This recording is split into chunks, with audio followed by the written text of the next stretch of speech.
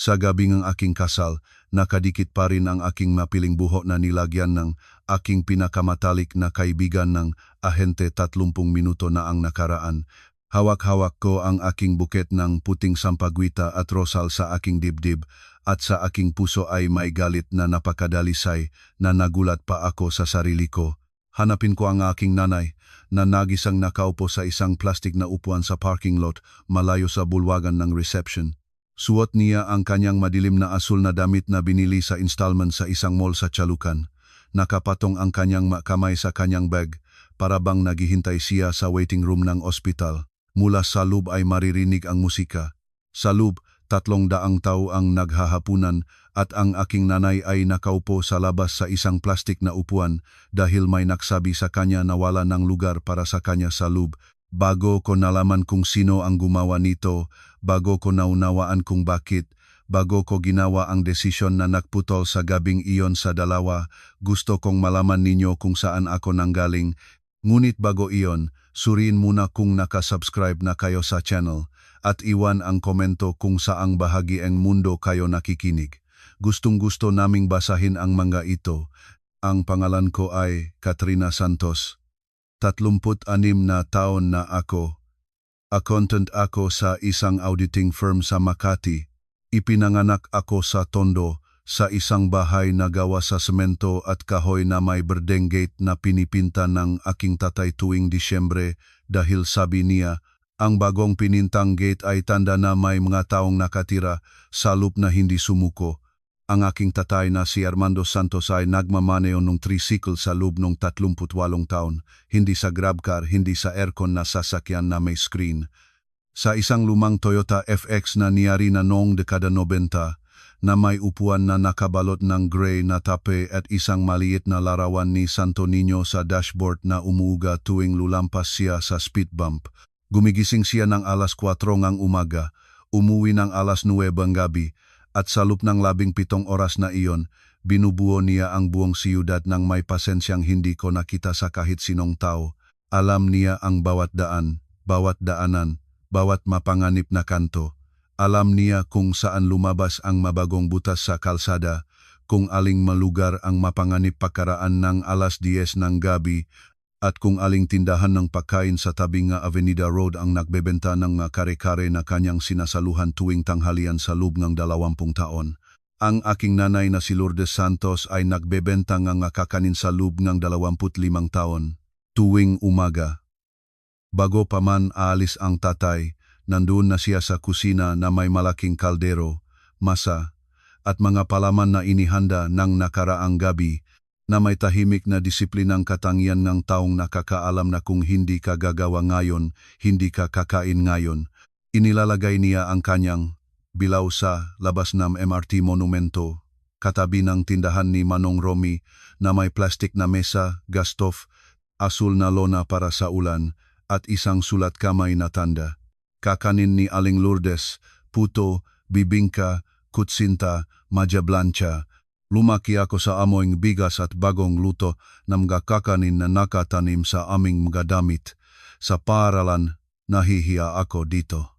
Sa 36 na taon, ang amoy na iyon ang pinakamalapit na katumbas kong kahulugan ng tahanan. Hindi kami sa uringang mahirap na walang makain, kami ay sa tinatawag sa Pilipinas na ordinaryong tao, mga taong pinamamahalaan ang bawat sentimo. Walang kailanman na sobra, ngunit tinitiyak ng tatay na lagi itong sapat. Ang kita mula sa FX ay para sa upa, kuryente, tubig. Ang kita mula sa kakanina ay para sa aking paralan, mga kuwaderno at uniforme. Makasama, nagipon silang sapat upang makapag-aral ako sa BS Accountancy sa UP Diliman. Sa araw na natanggap ko ang aking diploma, pinarkahan ng tatay ang kanyang FX sa harap ng Quezon Hall, nakatali ang isang pulang laso sa antena na binili niya sa isang tindahan sa Moraita at naghintay sa akin na nakasandal sa kotse niya. Nakasaliko ang mga braso sa dibdib niya at may ngiti na sumasaklaw sa buong mukha niya. Nagdala ang nanay ngang supot ng bibingka para sa aking makaklase. Namigay siya ngang 24 na piraso sa parking lot ng UP. At sa bawat isa na tumanggap, sinasabi niya, nagtapos na ang aking anak. 24 na beses niyang sinabi ang pariralang iyon. Binilang ko.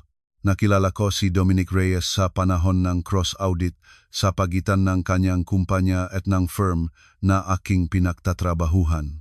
Siya ay Chief Finance Officer sa isang property development company na itinayo ng kanyang pamilya 3 henerasyong nakaraan.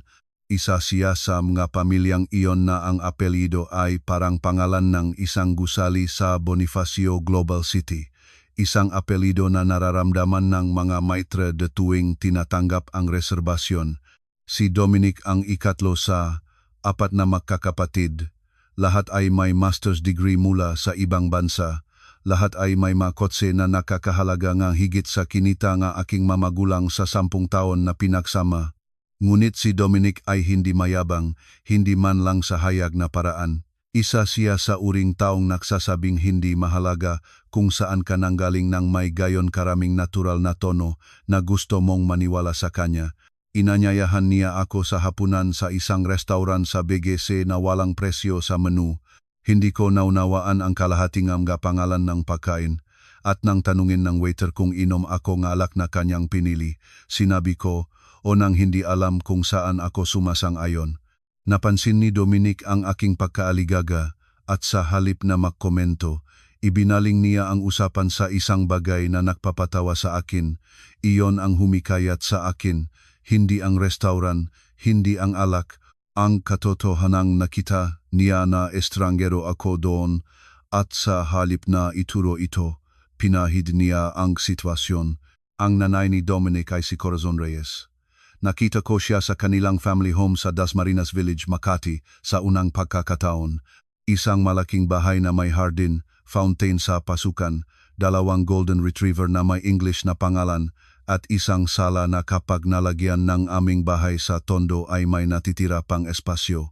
Sinalubong ako ni Corazon Reyes ng halik sa pisngi at ng pariralang. Natutuwa akong makilala ka sa wakas. Narinig itong nag-artikulo ng husto para sa anumang totoong init tulad ng isang tao na nagsanay sa salamin ng umaga upang makamit ang tamang antas ng pagmamahal na walang obligasyon. Tinanong niya kung saan ako nakatira. Sinabi ko sa kanya na sa isang apartment sa Mandaluyong. Tumango siya. Pagkatapos ay tinanong kung saan nag-aral ang aking mamagulang. Sumagot ako na ang nanay ay nagtapos ng evening school ng 32 taon at ang tatay ay hanggang 8 baitang lamang. Ang katahimikang sumunod ay tumagal ng marahil 3 segundo, ngunit para sa akin ay parang isang buong pagtatasa ng aking pagkatao. Pagkatapos ay ngumiti siya at nagsabi, "Kamangha-mangha na nagawa mong makapag-aral." At sa boses na iyon ay mas maririnig ang nakagulat kaysa sa kahanga-hanga. Sinabi sa akin ni Dominic na ganyan talaga ang nanay niya sa lahat, na huwag kong isaisip, na bigyan ko siya ng oras, binigyan ko siya ng oras, 2 taon at kalahati. Sa loob ng panahong iyon, natutunan ng nanay ni Dominic ang aking pangalan, ngunit hindi niya kailanman natutunang sabihing maayos ang salitang tondo. Lagi niyang sinasabi, yung lugar na lumaki ka, para bang ang pagbigkas nito ay isang pagsisikap na hindi sulit. Ang kasal ay pinlano sa loob ng 8 buwan. Ang reception hall ang pinili niya, ang menu ang natukoy niya, ang mabulaklak, dekorasyon sa mesa, kulay ng tela, uri ng alak at dessert. Sa tuwing sumusubok akong magpahayag na aking opinyon, sinasabi ni Dominic ang isang bagay, "Hayaan mo na, Catherine, siya naman ang nagbabayad ng malaking parte, kailangan niyang maramdaman na nakikilahok siya." Ang malaking parte ay ibig sabihin 30%. Ang aking na magulang ay nagbayad ng natitira. Para sa kanila, ang 30% iyon ay ipon ng 3 taon. Ang tatay ay nag-overtime gabi tuwing Biyernes at Sabado sa loob ng 1 taon at kalahati upang makalikom ng kanyang bahagi. Ang nanay ay nagdagdag ng karagdagang arawng pagbebenta tuwing Linggo sa palengke sa May Divisoria. Gumigising ng 2:00 ng madaling araw upang maging handa ang lahat ng 6:00 ng umaga. Ang 30% iyon ay nagkahalaga sa kanilang gabi na walang tulog, sakit sa likod, maga na tuhod, at kawalang bakasyon. Ngunit isang araw, Sinabi sa akin ng tatay sa kusina ng kanilang tahanan habang binibiyak ang kanyang kare-kare na hinintay niya sa buong buhay niya ang pagkakataong makapag-ambag sa kasal ng kanyang anak at na walang magnanakaw nito sa kanya. Sinabi niya ito ng walang dakilang pagpapahayag, walang emosyon sa boses niya tulad ng pagsasabi niya sa lahat ng mahahalagang bagay na parang katotohanan at hindi damdamin. Sumunod ako sa halos lahat sa loob ng 8 buwang iyon. Sumunod sa hall, isang lugar sa Fort Bonifacio na may panoramic view at valet parking na para sa akin ay labis, ngunit para kay Corazon Reyes ay pinakamababang katanggap-tanggap. Sumunod sa listahan ng mga panauhin na lumaki mula sa 150 gusto ko hanggang sa 320 na kailangan niya dahil doon ay mga kasosyo sa korporasyon, mga kaibigan mula sa golf club, mga tao mula sa board ng kanyang foundation. Sumunod sa petsa na gusto ko ay Disyembre ngunit inilipat niya sa Oktubre dahil sa Disyembre ay may biyahe siya sa Boracay na hindi matanggap. Ang isang bagay na hindi ako sumunod ay ang seating arrangement. Nakaupo ako kasama ang event coordinator na si Anna, isang babae na may mahal na pabango at nagsusulat ng lahat sa tablet, at makasama kaming gumawang plano. Mesa numero 1. Ako at si Dominic, ang aking mga magulang, ang mga magulang ni Dominic, ang aming mga abay, ganyan ang tradisyon. Iyon ay makatarungan. Iyon ang itinakda ko bilang aking pulang linya. Pinirmahan ko ang planong ito 3 linggo bago ang kasal, kinunan ng litrato sa telepono, nagpadala si Anna sa akin ng kopya sa email na may paksana, huling kumpirmasyon ng seating arrangement, kasal ng Reyes Santos. Inimbak ko ang email na iyon. Hindi ko alam kung bakit. Marahil ay may isang bagay sa loob ko na alam na kakailanganin ko ito. Gumising ako ng alas 5 ng umaga noong 17 Oktubre sa aking apartment sa Mandaluyong. Ang damit ay nakabitin sa pintuan ng aking closet. Nakabalot ng puting tela na tinahing nanay mula sa mga natitira niyang tela. Ang belo ay nakatiklop sa dresser, ang sapatos sa kahon sa tabing ng bintana.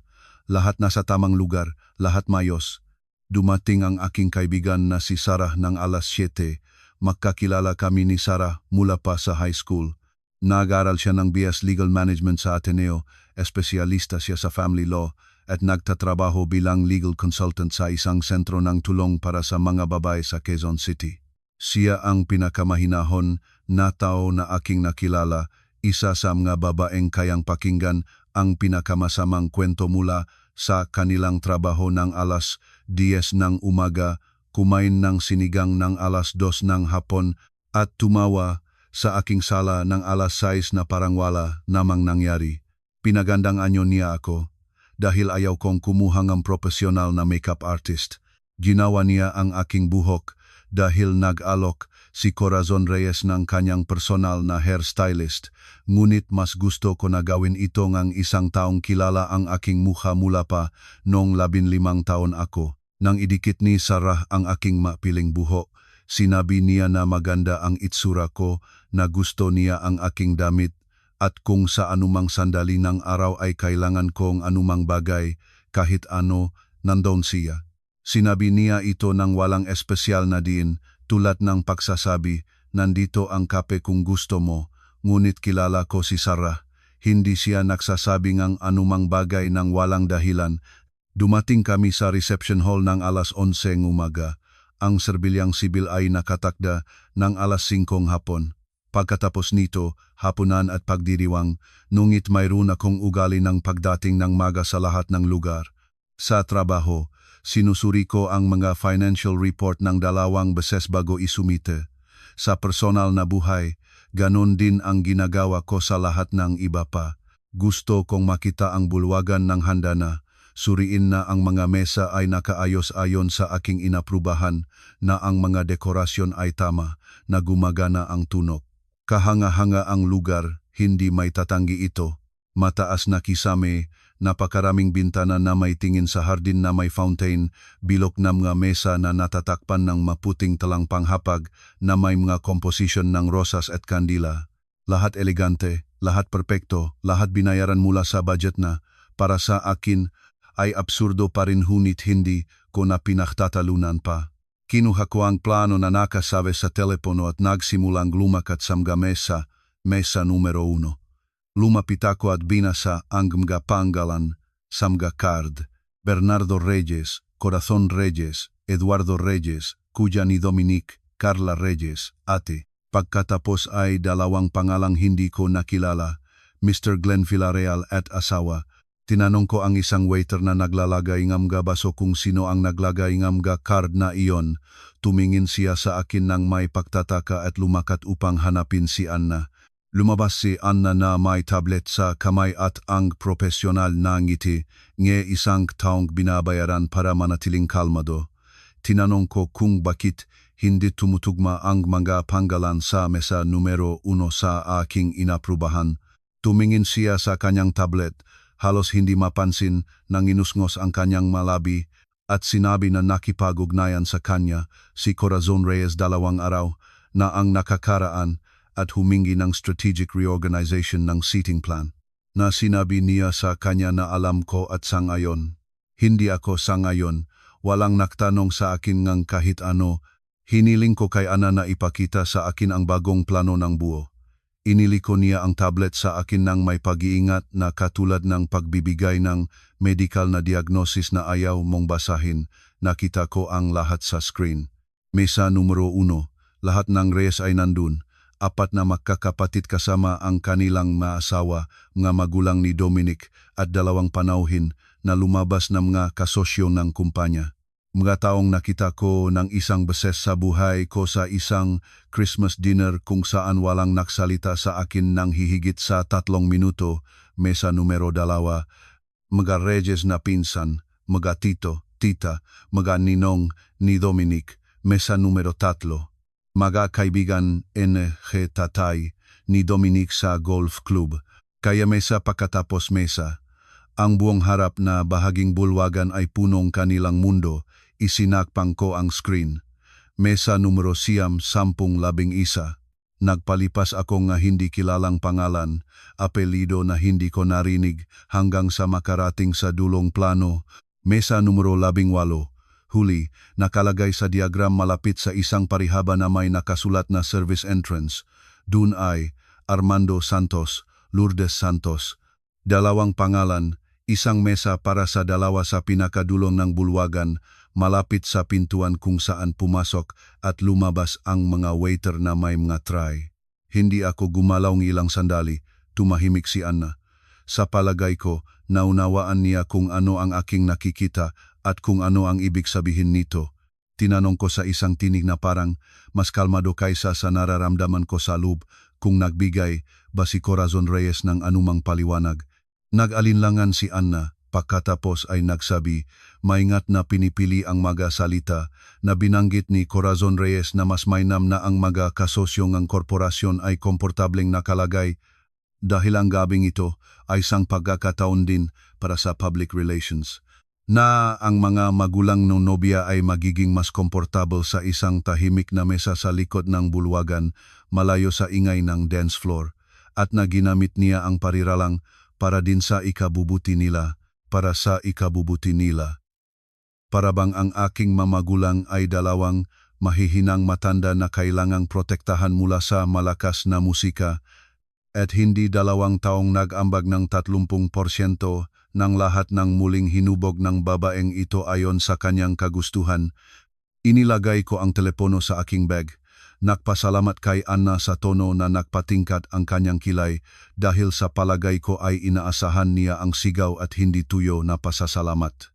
Lumakat ako sa koridor na nagdudugtong sa pangunahing bulwagan patungo sa mga silit ng paghahanda. Ang aking mapaa ay nakaalam kung saan pumunta bago pa man ang aking ulo. Lumakat ako upang hanapin si Dominic. Nahanap ko siya sa silid na inilaan ng bulwagan para sa nobyo. Isang kwarto na may leather na sofa, malaking salamin, bar na may whiskey at mineral water. Nandun siya kasama ang kanyang kuya na si Eduardo at kanyang abay, isang kaibigan mula sa kolehiyo na ang pangalan ay Morris, na laging nagturing sa akin ng may labis na kagalangan na katangian ng pagkilos sa isang tao na hindi mo itinuturing na kapantay. Nakatayo si Dominic sa harap ng salamin, iniayos ang kanyang kurbata. Nang makita niya kung paano ako pumasok, ngumiti siya. Isang maganda, kahit totoong ngiti. At sa isang saglit ay nasaktan ako dahil isang bahagi ko ay gusto pa ring magkaroon ng makatwirang paliwanag para sa lahat ng ito. Hiniling ko sa kanya na makipag-usap ng mag-isa. Lumabas si Eduardo at Morris nang walang katanungan. Isinara ko ang pinto. Sinabi ko sa kanya ang aking natuklasan. Sinabi ko na ang seating plan ay binago, na ang aking mga magulang ay mapupunta sa mesa numero 18 sa tabi ng service entrance, na ang kanyang ina ang nag-utos nito, at na walang nagtanong sa akin tungkol dito. Sinabi ko ang lahat ng buo, walang pahinga, hindi nagpapalaking ang boses. Tinitingnan siya ng diretso sa mga mata dahil kailangan kong makita ang kanyang reaksyon bago pa man niya ito may saayos. At nakita ko ito. Isang mabagal na pagkukurap, halos hindi kapansin-pansin na galaw ang panga, ang micro-expression ng isang taong hindi nagulat, kundi nainis na lumitaw ang paksa ng mas maaga kaysa inaasahan niya. Hindi siya nagdilat, nagmaga mata. Hindi siya nagsabi na kahit ano. Huminto lamang siya ng kalahating segundo ng mas matagal kaysa kinakailangan at pagkatapos ay nagsalita sa maingat na tinik na ginagamit niya ng gustong makmukhang makatwiran. Katring, sinabi sa akin ng nanay ang tungkol dito, pero hindi naman ito mukhang malaking bagay. Ito ay tanong ng logistics. Kailangan ng mga kasosyong tatay na umupo sa harap, mahalaga ito sa negosyo. Okay na ang iyong mga magulang doon. Wala silang pakialam. Wala silang pakialam. Nakatayo ako sa harap niya, tinutunaw ang tatlong salitang iyon, wala silang pakialam, para bang ang dignidad ng aking mga magulang ay isang tanong ng sensitivity na masusukat. At sinukat na niya ito at napagpasiyahan na hindi ito umabot sa antas na sapat para maging problema. Para bang kilala niya ang aking tatay, para bang alam niya kung ano ang mahalaga sa kanya at kung ano ang hindi. Kumain si Dominic sa bahay nga aking mamagulang ng marahil 15 beses sa loob ng 2 taon at kalahati. Lagi naglulusog ng nanay ang mga pagkain na gusto niya, kare-kare at lechon kawali. Nakwento ang tatay sa kanya tungkol sa mga daan ng lungsod, tungkol sa mga alternatibong ruta na natuklasan niya, tungkol sa isang beses na naksakay siya ng isang pasahero na lumabas na isang sikat na artista, na hindi niya nakilala hanggat hindi pa siya bumaba. Naktawa si Dominic tumango. Sinabi na si Armando Santos ay isang kamangha-manghang tao at ngayon ay sinasabi sa akin na walang pakialam ang taong iyon. Tinanong ko kung gaano katagal niya nang alam ang tungkol sa pagbabago. Hinagot niya ang kanyang buhok at sinabi na binanggit ng nanay niya ito nung Martes, Sabado na, 4 na araw. 4 na araw kung saan tinawagan niya ako tuwing gabi upang talakayin ang mga huling detalye, honeymoon, booking ng tiket papunta Palawan, at wala sa mga usapang iyon ang sapat para sabihin sa akin na inilipat ang aking mamagulang sa dulong bulwagan sa kanilang sariling kasal. Sinabi ko na hindi ako sumasang-ayon, na gusto kong ibalik ang orihinal na plano na ang aking magulang ay upo sa mesa numero 1 ayon sa aming napakasunduan. Bumulong si Dominic, umupo sa armrest ng sofa at tumingin sa akin ng may ekspresyong kilala ko ng mabuti. Ang ekspresyong lumalabas tuwing naniniwala siyang nagmamalabis ako. Sinabi niya na naintindihan niya, na itinuturing niya na may kabuluhan ang aking hindi pagsang-ayon, ngunit ang paglilipat ng mga mesa ngayon, 4 na oras bago ang seremonya, ay magdudulot ng hindi kinakailangang away sa kanyang nanay, at hinihingi niya sa akin bilang personal na pabor na hayaan ang lahat ng ganito sa pagkakataong ito, at pagkatapos ng kasal ay makikipag-usap tayo sa kanya at magtatatak ng mahangganan. Pagkatapos ng kasal, narinig ko na ang pariralang ito sa iba't ibang anyo sa loob ng 2 taon at kalahati. Pagkatapos ng tanghalian, pagkatapos ng holiday season, pagkatapos ng Pasko, pagkatapos. At samantala, ngayon, sa kasalukuyan, ang aking mamagulang ay itinalaga sa mesa malapit sa pintuan ng kusina. Hindi ako sumagot sa kanya. Lumiko ako at lumabas sa silid. Tinawag ni Dominic ang aking pangalan, ngunit hindi siya sumunod sa akin. Sa palagay ko, naisip niya na kailangan kong oras at pagkatapos ay babalik ako bilang mahinahon na bersyon ng aking sarili, ang bersyon na sumisuko, ang bersyon na kilala niya. Ngunit ang bersyong iyon ay naiwan na nakatayo sa harap ng plano ni Anna na may daliring nakatuon sa mesa numero 18 at hindi na iyon babalik. Lumakad ako sa gilid na koridor, ang isa na hindi ginagamit ng mga panauhin na medyo madilim at may amoy ng mga panlinis na produkto at bagong pinutol na bulaklak. Nakarating ako sa lugar ng likurang hardin kung saan may teras na may bakal na mga bangko na walang nakaupong tao dahil marami pang oras bago ang pagdiriwang. Kailangan kong mag-isip. Umupo ako sa bangko at tumingin sa fountain na hindi pa nakabukas, isang tuyong batong bilog na may mga nalagas na dahon sa ibaba. At para sa ilang kadahilanan, ang larawang iyon ay parang angkop sa sandaling iyon. Naisip ko ang pagtawag sa nanay upang balaan siya, ngunit ayoko siyang guluhin bago pa man. Ang aking nga magulang ay darating ng alas 4, isang oras bago ang seremonya. Nakpadala ng mensahe ang nanay ng alas 7 ng umaga. Gising na ako mula alas 5. Sinasabing ang tatay mo na balif ako, pero kinakabahan talaga ako, 3 pulang puso, wala pa siyang alam. Nahanap ako ni Sarah sa teras, hindi ko alam kung paano niya nalaman kung nasaan ako. May gayon na kompas ang mapinakamatalik na kaibigan na hindi may paliwanag. Naupo siya sa tabi ko, walang salita. Tumahimik akong 1 minuto, 2, marahil 3. Pagkatapos ay kinwento ko sa kanya ang lahat. Nakikinig siya ng hindi nagagambala, walang kilos, walang pagkabigla. Nang matapos ako, nanahimik siyang 5 segundo at tinanong, ano ang gusto mong gawin? Sinabi ko na hindi pa ako sigurado. Tumango siya at sinabi na nandun siya saan man ako kailangan at nahuwag akong magmadali sa desisyon. Pagkatapos ay tinanong niya kung gusto kong kape. Sinabi ko na o. Pumunta siya para dito at nakbalik na may Amerikano sa papel na tasa na hiniling niya sa kitchen staff. Ininom ko ito sa teras ng mag-isa sa wedding dress na may bukit sa bangko sa tabi ko. Tinitignan kung paano nagsisimulang lumubog ang araw ng Oktubre at binubusok ang hardin ng kulay kahel na liwanag na sa ibang pagkakataon ay maganda para sa akin. Nang alas 3:30, narinig ko ang galaw sa loob.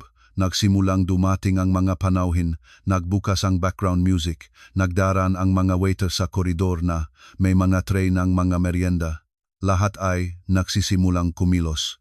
Nang alas 4:15, tumunog ang aking telepono. Ito ay nanay. Narito na kami anak. Hindi mahanap ng tatay mo ang susi ng kotse, kaya natagalan. Saan kita mahahanap? Sinabi ko sa kanya na hanapin ako sa pangunahing pasukan. Tumayo ako, inaayos ang aking damit, sinuri ang aking makeup sa kamera ng telepono at naglakad patungo sa pasukan. Nakita ko sila bago pa man nila ako. Ang tatay ay naglalakad sa parking lot sa kanyang kulay abong suit. Ang isa na mayroon siya, nasuotin niya sa lahat ng mahahalagang okasyon, ang aking graduation, ang kasal ng aking pinsan na si Rosario, ang libing ng lola ko. At ngayon ito, medyo masikip ito sa kanyang nga balikat dahil lumaki ngang kaunti ang tatay mula nang huling sinuot niya ito. Ngunit maganda ang itsura niya. Nakpagupit siya kahapon, maiksi, ayon sa gusto niya, naglalakad siya ng tuwid. May matibay na hakbang ng isang taong nagmamaneho ng buong lungsod at na kapag bumababa na. Ginagawa nito ng may matuwid na likod at mataas na ulo. Naglalakad ang nanay sa tabi niya sa madilim na asul na damit na iyon at mababang helet na sapatos na espesyal na binili para sa okasyong ito. Nagpadala siya sa akin nga litrato ngang sapatos ng bilhin niya ito, 3 buwan na ang nakaraan na may mensaheng. Angkop ba ito para sa kasal ngang aking anak o mukhang katawa-tawa ako? Hindi siya mukhang katawa-tawa. Nagmukhang siya kung ano siya. Isang 58 taong babaeng sa loob ng 25 taon ay gumigising ng alas 4 ng umaga upang gumawa ng mga kakanin, upang ang kanyang anak ay magkaroon ng kolehiyo at gayon ay naglalakad sa parking lot ng isang sikat na reception hall na may ganap na dignidad ng isang taong walang utang sa kahit sino. May necklace siya na regalo ko sa kanya sa Mother's Day. Walang mahal, isang pilak na kwintas na may heart pendant na binili sa isang tindahan ng alahas sa Binondo. Suot niya ito para bang bugaw ito. Hinihipo niya ito tuwing isinusuot, para bang sinisiguruho na nasa tamang lugar ito. Nakita nila ako, tinakpan ng nanay ang kanyang bibig ng kamay niya. Huminto ang tatay at tumingin sa akin ng may ekspresyong lumabas kapag may bagay na masyadong maganda para agad naunawaan. Pagkatapos ay dahan-dahang ngumiti at nagsabi, "Ay, heto na ang aking CPA. Ganyan niya ako tinatawag mula nang makuha ko ang aking lisensya. Hindi catering, hindi anak. Aking CPA, para bang ang diploma ay mas kanya kaysa sa akin." Niyakap akong nanay. Ibang yakap, mas mahaba, mas masikip na may kamay niya sa likod ng aking ulo. Tulad noong maliit pa ako at may sakit at umupo siya sa akin sa buong gabi. Hindi siya nagsabing anumang maganda, anumang malalim. Sinabi niya sa aking tainga, "Gusto kong umiyak pero pipigilan ko ang sarili ko. Baka matanggal ang maskara na itinuro sa akin ni Sarah sa video call noong isang linggo." Natawa ako. Isang tunay, maikling tawa, at kailangan ko ito. Pinahintulutan ko silang pumasok. Ang plano ay papunta sila sa bulwagan, hahanapin ang kanilang mesa, upo, at maghihintay ng seremonya. Ngunit alam ko kung ano ang kanilang mahanap at hindi ko alam kung paano haharapin iyon. Dumaan kami sa loob na puno ng matao. Nakilala ko ang ilan sa mapanauhin mula sa aking panik, makatrabaho mula sa firm, makaibigan mula sa kolehiyo. Ang aking tita, Veronica, na dumating mula Cebu kasama ang kanyang asawa na may dalang napakalaking regalo na nakabalot sa gintong papel. Sa kabilang panig, ang Mareyes. Makikilala mo sila sa kanilang damit, sa paraan ng kanilang pagkilos ng may kaluwagan ng mataong sanay sa ganitong malugar. Si Eduardo, ang kuya ni Dominic, ay nakatayo sa isang grupo ng lalaki sa maswits at malakas na nagsasalita tungkol sa isang lupa sa Palawan. Ang asawa ni Eduardo na si Daniela, isang babae na gusto ko ngunit hindi kailanman nahanap ng pakikipag-ugnayan sa akin, ay umiinom ngang baso ngang puting alak sa may bintana kasama ang dalawang iba pang babae na hindi ko kilala. At sa gitna ng lobby, sa isang kuwintas na damit na malamang mas mahal kaysa sa akin, nakatayo si Corazon Reyes. Isang baso ng champagne sa kaliwang kamay, ang kanan ay gumagalaw habang nagsasalita sa isang grupo ng makapanauhin na nakikinig ng may atensyong katatawagan sa Panginoon ng gabi. Nakita niya ako nang pumasok kasama ang mga magulang, nakita ang aming tatlo. Ang kanyang tingin ay dumulas mula sa akin patungo sa nanay, mula sa nanay patungo sa tatay. Natigil ito ng kaunti sa sapatos ng nanay at sa masikip na suit ng tatay, pagkatapos ay bumalik sa akin na may ngiting nandun sa kanyang mukha bago pa man niya kami nakita at hindi nagbago kahit kaunti. Lumapit siya, humalik sa pisngi ng nanay, sinabi na maganda ang itsura niya, iniabot ang kamay sa aking tatay at sinabi, "Armando, ikinagagalak ko po kayong makilala." Kinuhang tatay ang kanyang kamay ng may kagalangan na katangian niya, matibay ngunit hindi masyadong mahigpit, at nagsabi, "Salamat po sa lahat, Corazon, dahil ganoon ang tatay ko." Lagi siyang nagpapasalamat muna, kahit hindi pa naubos. Tumingin si Corazon Reyes sa akin at sinabi na kahanga-hanga ang bulwagan at lahat ay perpekto. Inilagay niya ang kamay sa aking balikat nang parang dapat ay magmukhang malambing, ngunit nararamdaman ko ito bilang isang utos. Huwag kang gumawa ng anumang bagay. Lahat ay kontrolado. Sa ilalim ng kanyang kontrol, pumasok ang aking magulang sa bulwagan. Nanatili ako sa lobby na may bukol sa lalamunan at katiyakang sa loob ng ilang minuto mahahanap ng nanay ang kanyang pangalan sa huling mesa. Pagkaraan ng 15 minuto, umalis akong hanapin sila. Wala sila sa mesa numero 18, wala sila sa kahit anong mesa. Nahanap ko ang tatay sa service hallway, sa makipot na daanan na nakduduktong sa bulwagan sa makusina, nakasandig sa dingding na nakasalilo ang makamay sa kanyang pantalon. Nakatayo ang nanay sa tabi niya, may bag sa kamay at ekspresyong nakita ko agad. Ang mukha ngang nanay ko kapag dumadanas siyang kahirap na hindi siya mangiyak hanggat hindi siya nag-iisa sa kanyang kwarto ng alas 11 gabi. Nahanap nila ang mesa. Nakita nila ang dalawang upuan na idinaan sa dingding malapit sa swing door ng kusina. Nakita nila ang mga waiter na dumaraan sa harapan nila sa loob ng kalahating metro na may mga tray. Narinig nila ang ingay ng mga pinggan at kaldero sa kabilang panig ng dingding. Nabasa nila ang kanilang makapangalan na nakasulat sa ganon ding card bilang lahat, ngunit nakalagay sa isang mesa na walang komposisyon ng bulaklak, walang kandila, kahit buong mantel. Dahil ito ay isang auxiliary table na may dalawang upuang idinadagdag, sinumang bilang formalidad. At kinuhangang aking tatay ang brasong nanay at sinabi na mas mainam na hintayin sa koridor, na mas tahimik doon, mas tahimik sa service hallway, sa araw ng kasal ng kanilang anak. Nakita nila akong lumapit, at ginawang tatay ang palagi niyang ginagawa. Ngumiti siya bago pa man ako nabalisa. Sinabi niya na maayos sila, na naghihintay lamang sila ng simula ng seremonya, na huwag akong mag-alala, na ito ay aking araw at dapat akong magsaya. Hinipong nanay ang aking pisngi at sinabi na maganda ang itsura ko. Iyon ding parirala, iyon ding kilos, iyon ding prioridad. Lagi, una ang anak, pagkatapos siya. Nakatayo ako sa harap nila, tinitignan sila nang hindi ko may pahayag. Hindi ito habag. Hindi ko kailanman naramdamang habag sa aking mamagulang dahil hindi sila nagpapalabas ng habag, nagpapalabas sila ng pagkamangha. Ito ay isang bagay pa. Ito ay isang malinaw, ganap na pagkita ng katotohanan na iniwasan ko sa loob ng 2 taon at kalahati na ayaw ko harapin. Para sa pamilya ni Dominic, ang aking magulang ay hindi mga magulang ng nobya, kundi isang logistical na problema. Sila ay 2 dagdag na pangalan sa pangunahing mesa, mga taong hindi angkop, hindi akma sa mga kasosyo ng korporasyon, hindi nagsusuot ng tamang damit, hindi nagsasalita tungkol sa mga lupa sa Palawan o biyahe sa Boracay, at alam ni Dominic ito. Alam niya ito mula Martes at iniayos ang kanyang kurbata sa harap ng salamin para bang wala itong ibig sabihin. Sinabi ko sa mga magulang na kailangan kong ayusin ang isang bagay at huwag silang umalis.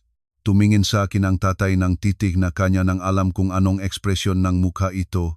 36 na taon ay sapat para malaman ng isang tatay ang bawat ekspresyon ng kanyang anak.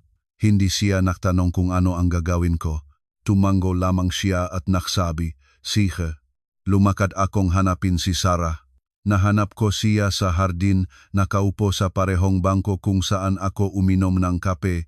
Parang hindi siya umalis, parang alam niyang kailangan niya sa eksakto sa lugar na iyon sa eksaktong sandaling iyon. Umupo ako sa tabi niya at nagsabi ng isang parirala lamang. Ang aking mga magulang ay nasa service hallway. Hindi kumukurap si Sarah. Nanatili siyang walang galaw sa looban 3 segundo. Gayon kadami ang kailangan niya upang maproseso ang impormasyon bago kumilos. Pagkatapos ay tinanong kung nakapirma na ba ang Certificate of Marriage. Sinabi ko na hindi pa, na ang pagpirma ay nakatakda ng alas 6 ng hapon sa panahon ng serbilyang sibil sa bulwagan. Sinabi niya na alalahanin ko iyon at pag-isipang mabuti kung ano ang gusto kong gawin bago lumabas ang aking pangalan sa papel na iyon. Nag-iisip na ako, ngunit kailangan kong isa pang bagay bago gumawang desisyon. Bumalik ako sa koridor na humahantong sa silid ng nobyo. Hindi ako lumakad patungo kay Dominic, lumakad ako para sa kumpirmasyon ngang kung ano ang alam ng aking isipan, ngunit kailangan ng aking puso na marinig upang ganap na pakawalan. Ang pinto sa silid ay nakabukas kaunti. Narinig ko ang mga boses bago pa man ako makalapit. Una ay ang boses ni Corazon Reyes, malinaw, matatag, may ganap na articulation ng isang babaeng hindi kailanman kailangang mag-raise ng boses upang marinig dahil lagi siyang napapaligiran ng nga taong sumunod sa kanya, nakikipag-usap siya kay Dominic. Sinabi niya sa kanya na mayos ang lahat, na ang reorganisasyon ng mga mesa ay isang tamang desisyon, na hindi niya naiintindihan kung bakit gumawa ako ng gulo sa gayong maliit na bagay. Sinabi niya na ang aking mamagulang ay magagandang tao, ngunit ang isang kasal ng ganitong antas ay nangangailangan ng isang tiyak na imahe sa pangunahing mesa, na ang mga kasosyo na korporasyon ay magmamasid, na mahalaga ang unang impresyon, at na ang isang lalaking nagmamaneo ng tricycle at isang babaeng nagbebenta ng kakanin sa kalye, gaano man sila kagandang mga tao, ay hindi nagbibigay ng imaheng kailangan sa karangalang mesa ng isang kaganapan ng pamilyang Reyes. Isang lalaking nagmamaneo ng tricycle, isang babaeng nagbebenta ng kakanin sa kalye. Narinig ko kung paano zumagot si Dominic. Ang kanyang boses ay tahimik, kalmado, walang pagtutol. Sinabi niya na tama ang nanay, na sa esensya ay isang tanong ng common sense, na wala namang pakialam ang aking mamagulang, na sila ay simpleng tao at maintindihan nila, at na masyadong marahas ang aking reaksyon dahil sumusunod ako sa emosyon sa halip na tumingin sa mga bagay ng malamig ang ulo. Simpleng tao na may intindihan nila. Emosyon sa halip na malamig na ulo, tricycle at kakanin bilang mga argumento para hindi karapat-dapat sa pangunahing mesa. Sumandal ako sa dingding ng koridor. Hindi nangingini. Ang aking matuhod. Walang nangingini. Naramdaman ko ang isang kakaibang pakiramdam na hindi ko may hambing sa anupaman, maliban sa sandali kapag sinusuri mo ang financial report at bigla mong nakita ang numerong hindi naktatugma at lahat ng nasa kalat ay biglang nakakaroon ng kahulugan, matsanchanren, malamig, ganap na kalinawan. Naunawaan ko na hindi ito tungkol sa mesa. Tungkol ito sa kung sino ako sa kasal na ito, at kung sino ako sa loob ng susunod na 30 taon kung pipirmahan ko ang papel na iyon. Inalis ko ang aking sarili sa dingding at lumakad pabalik sa hardin kung saan naghihintay si Sarah. Nakita ni Sarah ang aking mukha at hindi siya nagtanong ng kahit ano. Tumayo siya mula sa bangko, inaayos ang kanyang palda at nagsabi, "Nagdesisyon ka na?" Sinabi ko na Tinanong niya kung ano ang kailangan ko. Sinabi ko na kailangan ko lamang na sumama siya sa akin. Tumango siya ng isang beses at makasama kaming lumakad pabalik sa bulwagan. Habang lumalakad kami sa gilid na service hallway na may amoy ng pagkain at panlinis na produkto, tinimbang ko sa isip ang nasa panganib. 320 tao na nakaupo sa loob at naghihintay ng serbilyang sibil. Ang opisyal nga local civil registrar na darating pagkaraan nga 40 minuto na may handa ng sertipiko. Isang bankwet para sa 300 tao na inihahanda na sa kusina. 4 na patong na cake na aking nakita ng umaga sa dessert table, puti, na may mga asukal na bulaklak na inorder ni Corazon Reyes mula sa isang confectioner sa BGC. Mga tiket papunta Palawan, nakabook para sa Lunes ng alas 10 ng umaga. Isang puting damit na tiinabihan kong nanay sa isang bridal salon sa Taguig, kung saan kami pareho ay umiyak sa fitting room dahil unang suot ko pa lamang ito at agad naming alam na ito na iyon.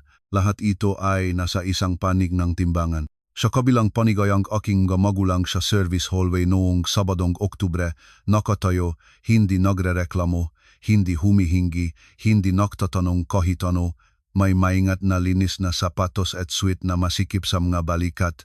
Naghihintay ngang kasal ngang kanilang anak, tinitingnan ang dingding. Hindi ito mahirap na desisyon. Ito ang pinakamadaling desisyon na aking ginawa sa aking buhay.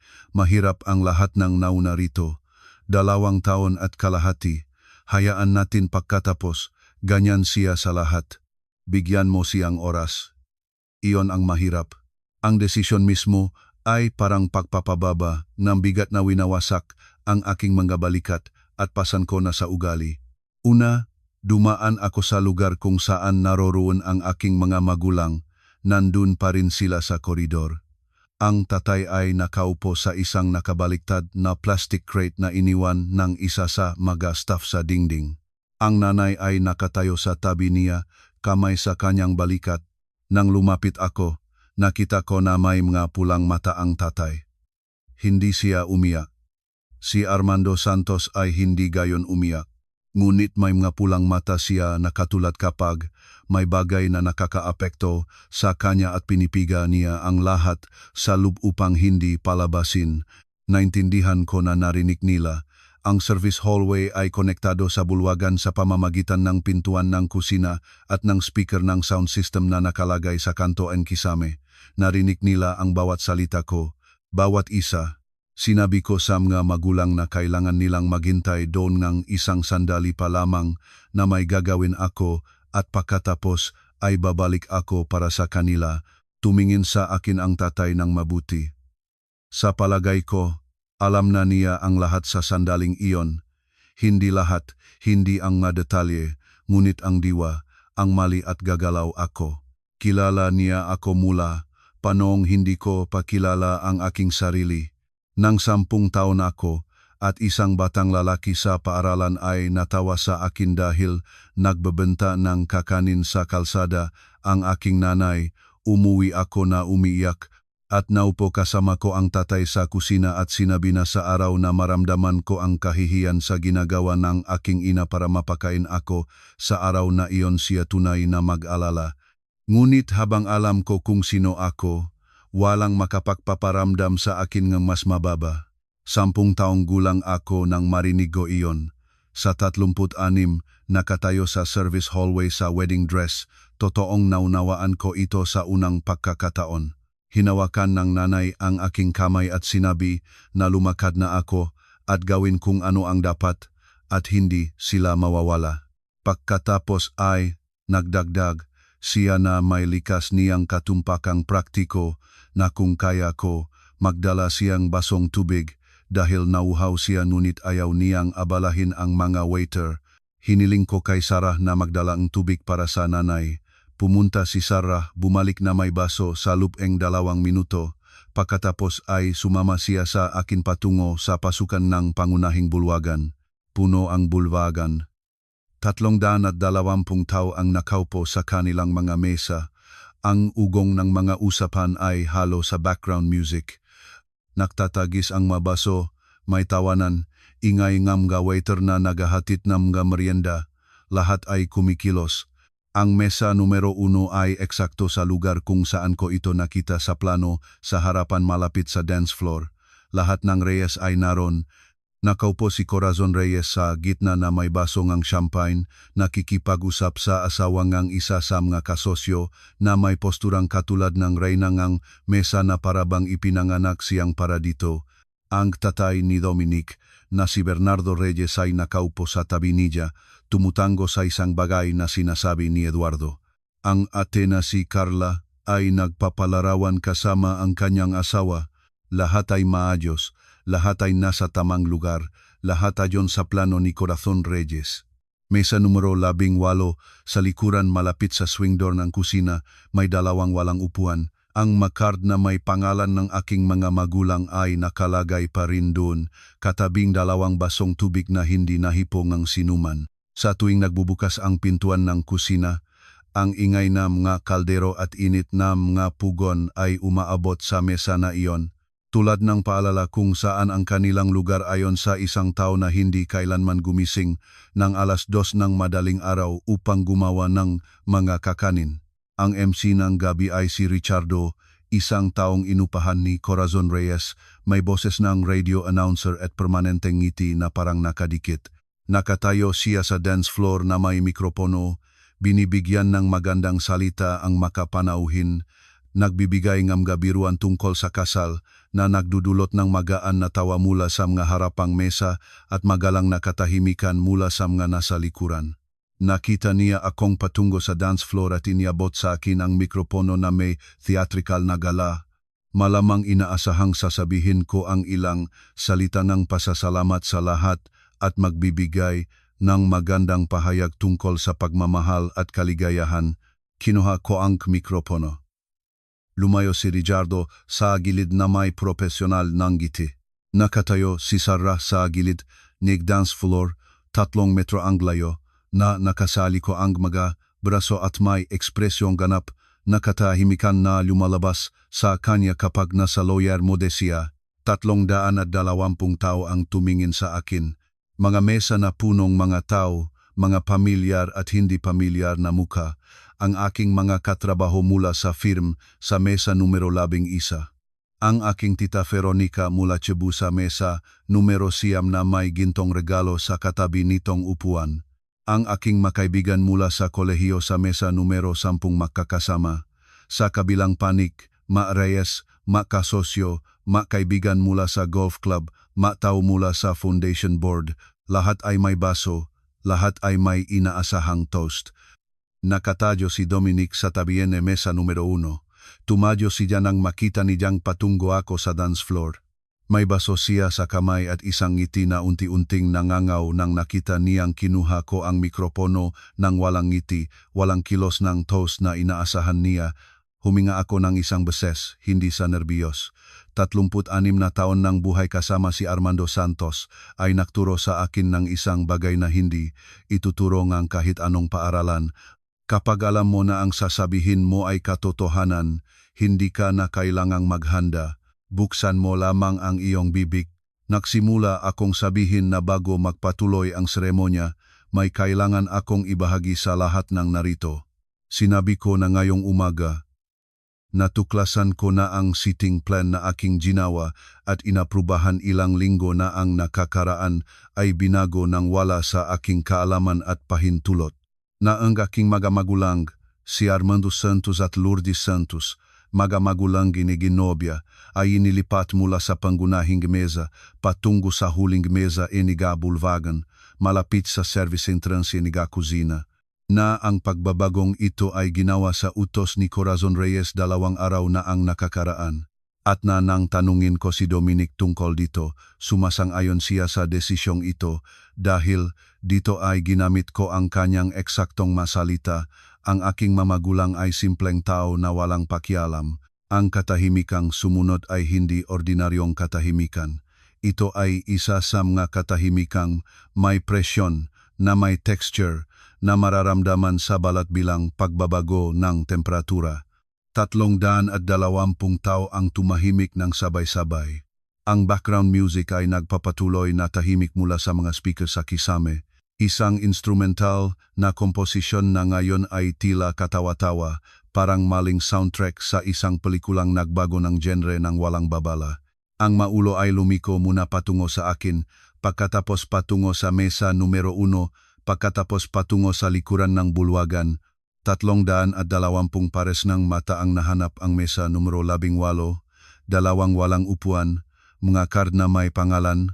Ang pintuan ng kusina na sa sandaling iyon ay bumukas dahil isang waiter ay lumabas na may tray ng tinapay at ang ingay ng mga kaldero ay pumuno sa bulwagan sa loob ng 3 segundo na parang walang katapusan. Nakita ko ang mga reaksyon sa mga mukha, sa mga mesa mula sa aking panig. Ang ekspresyon ay una ay nagtataka, pagkatapos ay isang bagay na katulad ng galit. Ang aking tita Veronica ay naglagay ng kamay sa kanyang dibdib.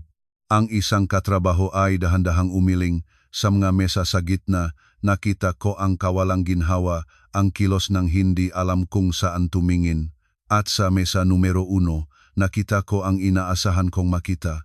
Si Corazon Reyes, walang galaw, na may basong champagne pa rin sa kamay, ngunit hindi na ito inilalagay sa kanyang labi.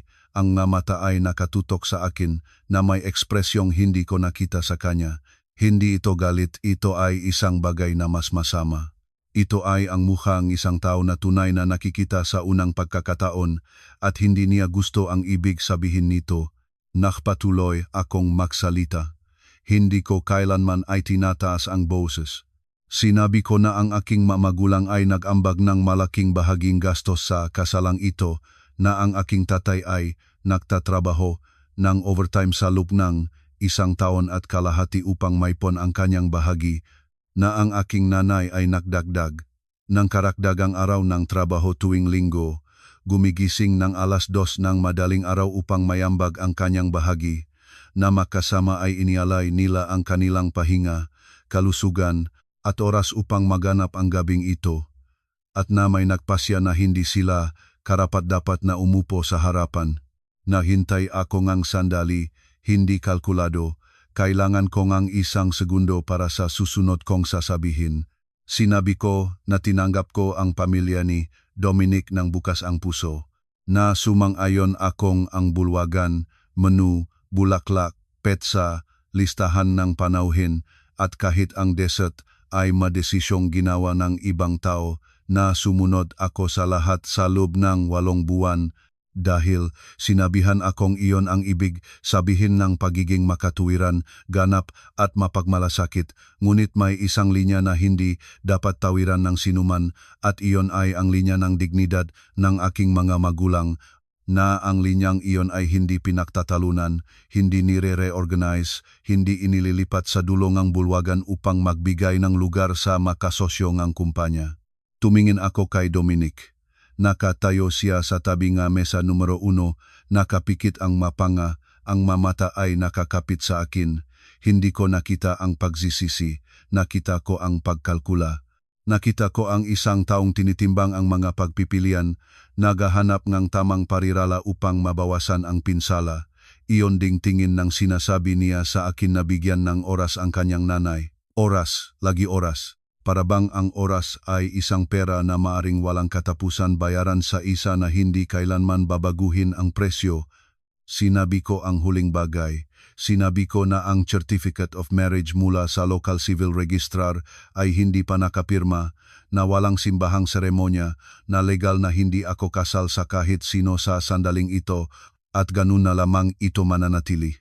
Nalubos akong nagpapasalamat na 320 tao ang dumating, ilan mula sa malayo, at karapat-dapat silang mag-enjoy ng hapunan at gabi dahil walang nangyari ang nasa kanilang responsibilidad, na nagpapasalamat ako sa kanilang presensya at mainit na damdamin, at umaasa akong maintindihan nila ang aking desisyon. Inilagay ko ang mikropono sa stand. Nakatayo si Richardo sa 2 metro ang layo mula sa akin, na may bahagyang nakabukas na bibig at mga kamay na nakabitin sa mga tagiliran, para bang nalimutan niya ang ito. Hindi ako tumingin sa kanya, hindi ako tumingin sa kahit sino, maliban sa direksyon kung saan kailangan kong pumunta. Bumaba ako mula sa dance floor. Ang mata kong ay tumitik sa kahoy na sahig ng bulwagan na may gayong eko na nangyayari lamang sa ganap na katahimikan. Bawat hakbang ay isang malinis, malinaw na tunog, parang tiktak ng orasan na nagsusukat ng isang bagay na hindi na mababago. Naglakad ako sa pagitan ng mga mesa, dumaan sa mesa numero 7 kung saan nakaupo ang aking mga katrabaho, at isa sa kanila, si Marisol, ay sandaling hinawakan ang aking kamay at diniinan ito, walang sinabing kahit na isang salita.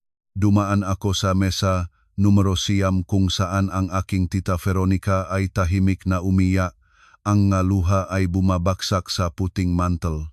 Nagpatuloy akong lumakad patungo sa service hallway.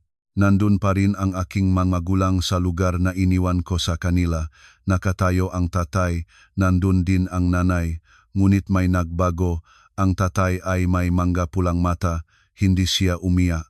Si Armando Santos ay hindi ganon umiyak, ngunit may mga pulang mata siya, katulad kapag may bagay na nakakaapekto sa kanya, at pinipiga niya ang lahat sa loob upang hindi palabasin. Naunawaan ko na narinig nila ang bawat salita ko, bawat isa. Hindi nagsalita ang tatay, lumapit siya sa akin, inilagay ang parehong kamay sa aking mga balikat, at tumingin sa aking mga mata ng matagal na hindi ko masusukat ang oras. Pagkatapos ay hinarap niya ako at niyakap niya ako.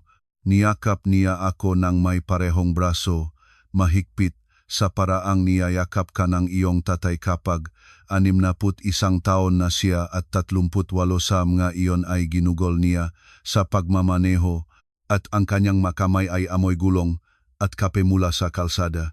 At sa yakap na iyon, ang lahat na hindi niya kailanman sinasabi sa mga salita, dahil hindi siya tao na mga salita, kundi tao na mga gawa. Naramdaman ko na ang kanyang dibdib ay umaangat at bumaba ng isang karagdagang beses, iyon na ang lahat. Pagkatapos ay pakawalan niya ako, Inaayos ang kanyang coat at nagsabi ng matibay na tinig, umuwi na tayo. Niyakap akong nanay pagkatapos. Ibang yakap, mas matagal, mas masikip, na may kamay niya sa likod ng aking ulo, tulad nung bata pa ako at may sakit. At umupo siya sa akin sa buong gabi. Hindi siya nagsabingan anumang maganda, anumang malalim. Sinabi niya sa aking tainga, gutom na ako, kumain na tayo, at natawa ako. Natawa ako sa service hallway na iyon, sa gusot na wedding dress at buo pa ang makeup dahil gumamit si Sarah ng cosmetics na nagtatagal sa lahat. At natawa ako dahil gutom ang nanay ko at iyon ang pinakakatotohanang, pinakamatapat, pinakakatangian sa kanya na bagay na maari niyang sabihin sa sandaling iyon.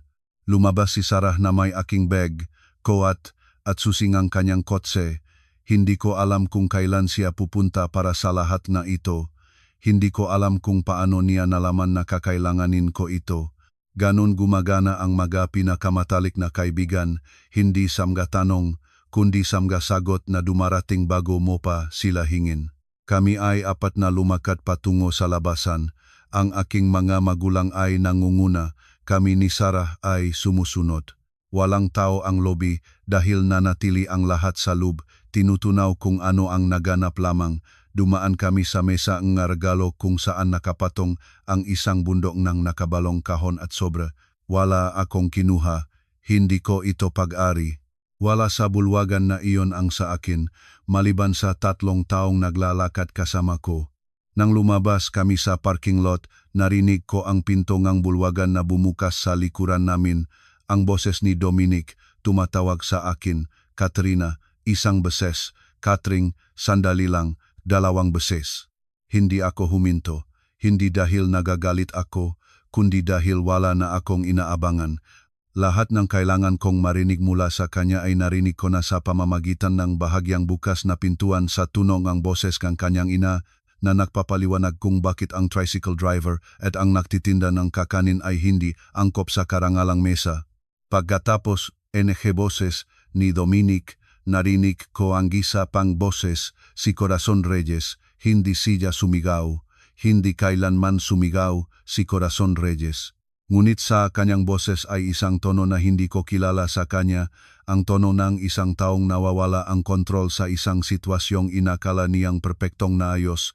Nagsalita siya ng ilang bagay tungkol sa pagmamalabis, hindi proporsyon, na maring ayusin kung mapapanatag ako, ayusin, para bang ang paglalagay sa aking nga magulang sa dulong bulwagan ay isang pagkakamali sa Excel spreadsheet at hindi isang pahayag ng kung gaano sila kalabas ng lugar ayon sa kanyang palagay. Hindi ako lumingon. Binuksan ni Sarah ang kotse. Umupo ang tatay sa likod na upuan sa kanan.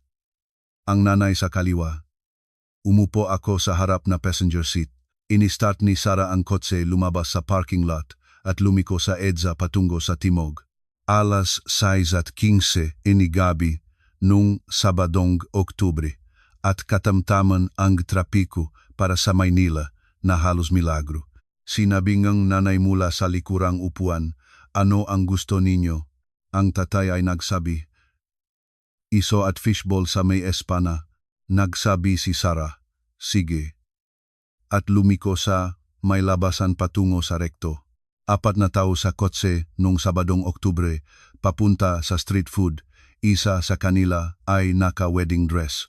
Dumating kami sa isang kariton ng street food malapit sa espana ng alas 7:15. Isang kariton na yari sa bakal na may 4 na plastik na mesa sa bangketa.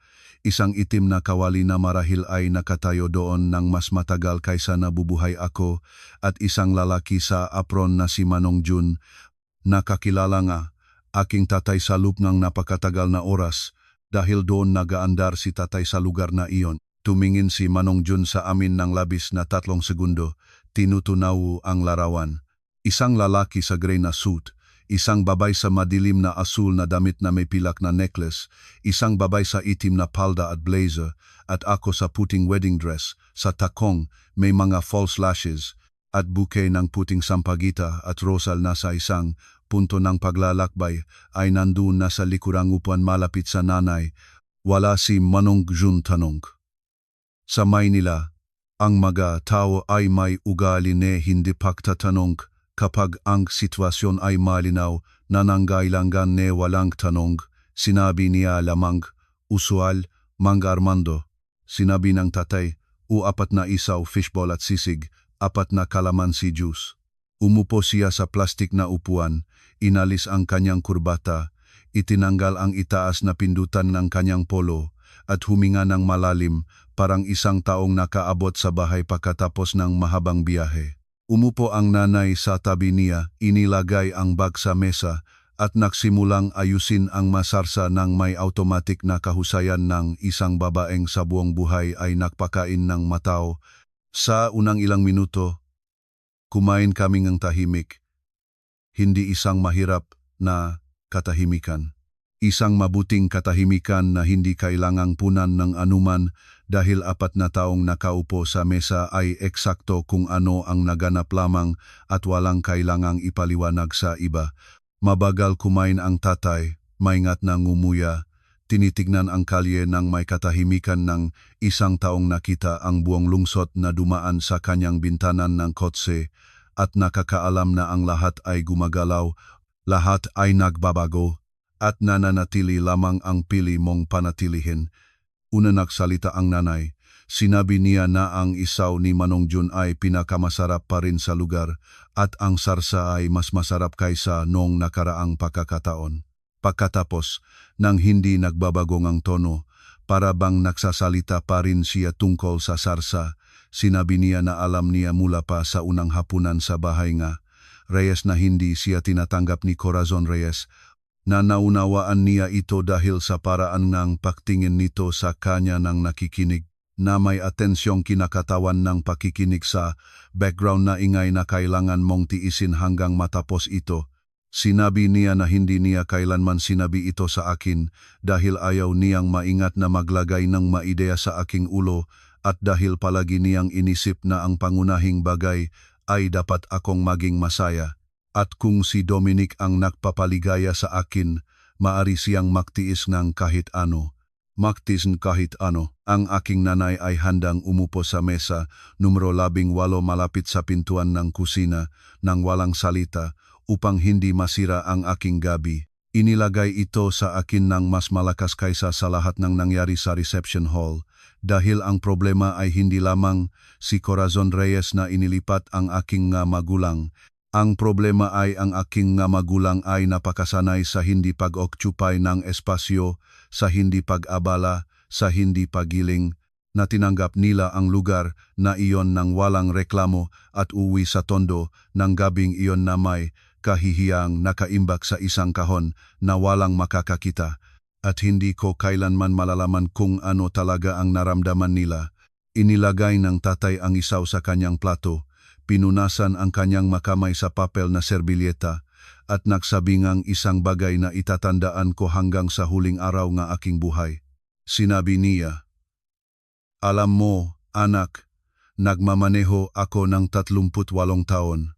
Nakasakay sa akin ang mga doktor, abogado, negosyante, politiko, nga taong kumikita sa isang buwan ng higit sa kita ko sa isang taon at sasabihin ko sa iyo ang isang bagay. Wala sa kanila ang nagparamdamang mas mababa ako dahil sa trabaho ko. Ang iyong trabaho ay nag-alala lamang sa mga taong kailangan nilang maramdamang mas mataas kaysa sa iba upang matahimik na mabuhay." Natapos niya ang isaw, uminom ng calamansi juice at nagdagdag, "Tama ang ginawa mo, ngunit hindi mo ginawa ito para sa akin o sa nanay mo. Ginawa mo ito para sa iyong sarili at mabuti iyon." Si Sarah, nasa buong oras na iyon ay tahimik na kumakain ng kanyang pagkain nang may katahimikan na kaya lamang niya sa ganitong sitwasyon, itinaas ang kanyang baso ng juice at nagsabi, para kay Mang Armando, "Kami ay apat na nagtakpuan ng mga plastik na baso sa bangketa sa may Espananong Sabadong Oktubre ng alas 7:30 ng gabi, ang pinakamurang at pinakamahalagang tos sa aking buhay. Pagkatapos ng pagkain, dinala kami ni Sarah sa bahay ng aking magulang sa Tondo. Tumagal ang biyahe ng 40 minuto. Natulog ang nanay sa likurang upuan pagkaraan ng 10 minuto. Ang ulo niya ay nakapatong sa balikat ng tatay. Ang bag ay nasa kanyang mga tuhod pa. Hindi gumalaw ang tatay. Tinitignan ang labas ng bintana. Inilagay ang kaliwang kamay sa kamay ng nanay nang hindi gumagalaw upang hindi siya magising. Nangunguna si Sarah na walang radyo. Nakaupo ako sa harap na passenger seat at tinitingnan ang aking makamay. May French manicure pa rin na ginawa ng nakaraang araw at ngayon ay tila detalye mula sa ibang buhay, mula sa ibang tao, mula sa bersyon ng aking sarili na hindi na umiiral. Dumating kami sa bahay sa Tondo, sa parehong bahay na gawa sa semento na may berdeng gate na pinipinta ang tatay tuwing Disyembre. Nagising ang nanay nang huminto ang kotse at nagsabi na antok pa, nakauwi na, magluto na ako energy tubig. Para bang bumalik kami mula sa palengke at hindi mula sa kinansala niyang kasal ng kanyang nag-iisang anak. Pumasok kami sa bahay. Lahat ay katulad ng dati. Sala na may sofa na nakabalot ng plastik na hindi pa rin tinanggal ng nanay dahil sabi niya ay mas matagal na magtatagal ang sofas. Hapak kainan na may flower print na plastic na mantle at isang sinunok na tanda sa sulok mula nang ang aking pinsan na si Rosario ay naglagay ng mainit na palayok ng walang base. Kusina na may enamel na mga palayok na nakabitin sa dingding, kalan na may 4 na apoy. Isa sa mga ito ay hindi gumagana sa loob ng 3 taon at ref na may mga litrato na nakadikit ng mga magnet. Ako bilang sanggol. Ako sa graduation sa high school, ako sa pagtanggap ng diploma sa kolehiyo, ang nanay at tatay sa kanilang ika-25 anibersaryo na may cake na aking binili sa isang konditorya. Naglagay ng tubig ang nanay katulad ng palagi, inalis ng tatay ang kanyang coat, nilagay sa sandalan ng upuan ng may ingat ng isang tao na may bagay na dapat tumagal ng 10 taon pa. Umupo siya sa kanyang karaniwang lugar sa ulong mesa at binuksan ang telebisyon. May basketball game, Ginebra laban sa San Miguel. Ibinaba niya ang volume halos sa wala at tinitignan ang screen. Sa katunayan ay hindi ito nakikita upang may background lamang na visual na ingay na nagbibigay daan sa pagtahimik ng walang pagpaparamdamang kahungkagan nito. Nanatili si Sarah hanggang alas 11.